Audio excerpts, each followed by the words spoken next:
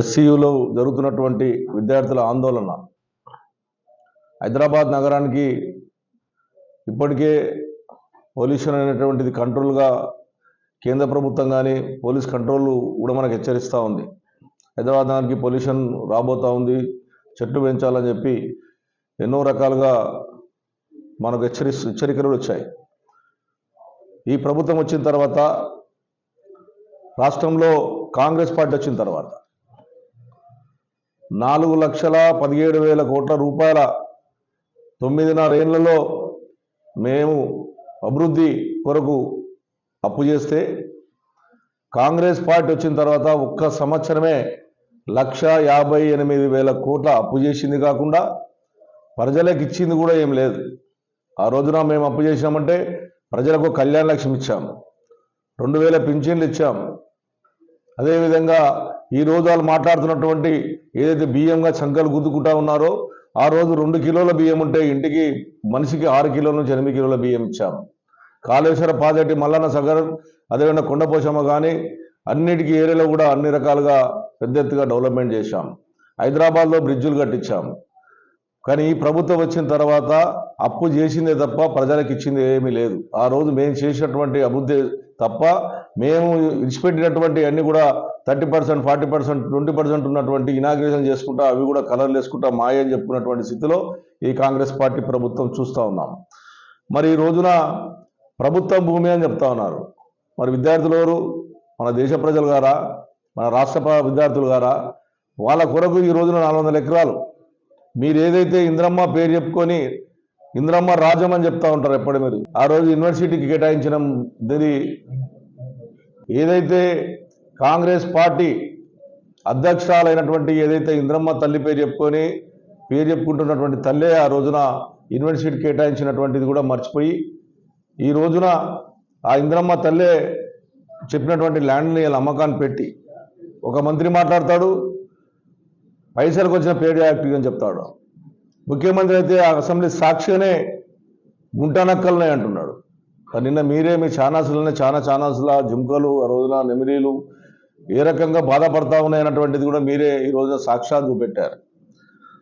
దాన్ని ఆ రోజున మా కేసీఆర్ గారు హైదరాబాద్ నగరం బాగుండాలని, తెలంగాణ రాష్ట్ర వర్షపాతం పెరగాలని, రాష్ట్రంలో దేశంలో ఎక్కడ చేయలేనటువంటి విధంగా వర్షపాతం పెంచే విధంగా ఆ రోజు 1,00,000 కోట్ల చెట్లు తెచ్చి నాటి, ఎక్కడైతే ఫారెస్ట్లు ఉన్నాయో అక్కడ చెట్లు నాటి, ఎక్కడైతే హైదరాబాద్ నగరంలో చెట్టు పెడితే ఏవో మేకలు అవో తినిపోయే ప్రమాదం ఉంటే కంచెలేపించి ఆ రోజు చెట్లు కాపాడి ఈరోజు హైదరాబాద్ నగరాన్ని అభివృద్ధి బాటలు నడిపించినటువంటి గొప్ప నాయకుడు కేసీఆర్ గారు.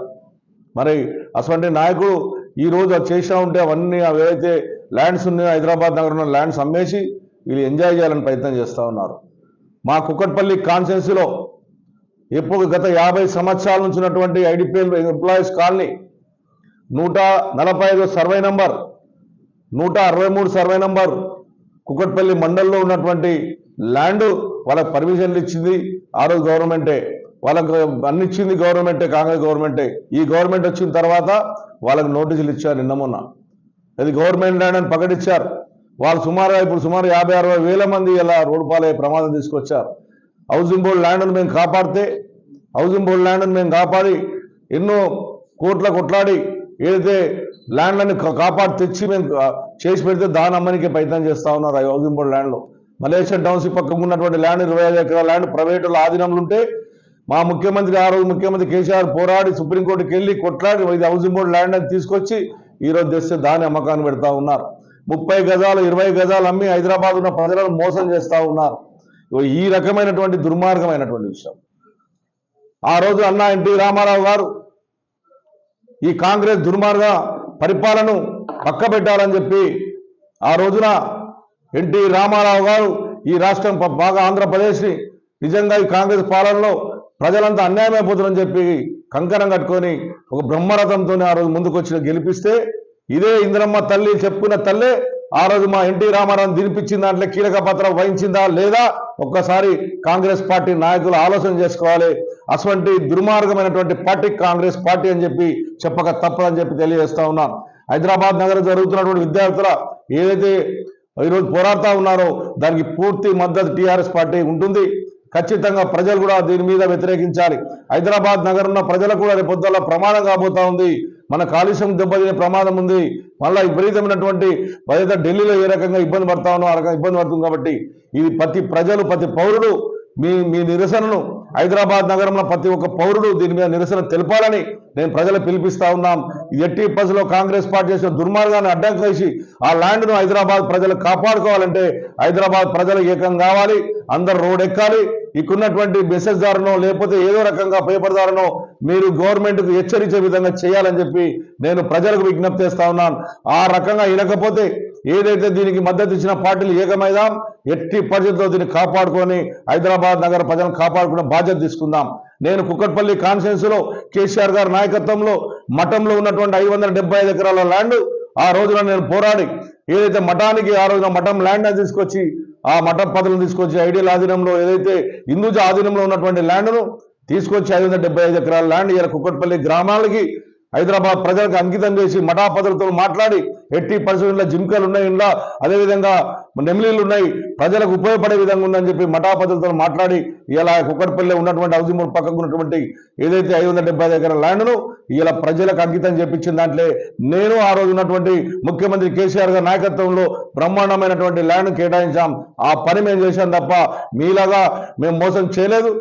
ఇంకా ప్రజలను మోసం చేసే విధంగా ఉంటే మాత్రం ఖచ్చితంగా ప్రజలను పక్షాన మేము నిలబడతామని చెప్పి మీ అందరికీ ప్రభుత్వానికి హెచ్చరిస్తా ఉన్నాను. మీడియా సోదరులకు కూడా విజ్ఞప్తి చేస్తా ఉన్నాను, సోషల్ మీడియా సోదరులకు కూడా విజ్ఞప్తి చేస్తా ఉన్నాను. మీరు దీన్ని ఖచ్చితంగా హైదరాబాద్ నగరంలో నివసించే ప్రజలను కాపాడుకోవాలంటే ఇటువంటి దానికి అడ్డంకి వేయాలి. ఖచ్చితంగా దీన్ని అమ్మకుండా చేసి ప్రజలకు అంకితం చేయాలని చెప్పి నేను సోషల్ మీడియా కానీ ఏదో ఎలక్ట్రానిక్ మీడియా మేనేజ్మెంట్ కానీ నేను కోరుతా ఉన్నాను. ఇది మన హక్కు, మనకు కావాల్సిన హక్కు. వీళ్ళు ఏదో అమ్ముకొని ఈ కేసీఆర్ గారు తీసుకొచ్చిన ల్యాండ్లను కాపాడిన ల్యాండ్లను అమ్ముకొని 1000 కోట్లు తీసుకొని దండుకోవాలని ప్రయత్నం చేస్తున్నారు. కాబట్టి ఏదో స్కీమ్ల పేరు మీద దండుకొని చూస్తున్నారు. కాబట్టి దీనికి అందరం కూడా అడ్డమడాలి.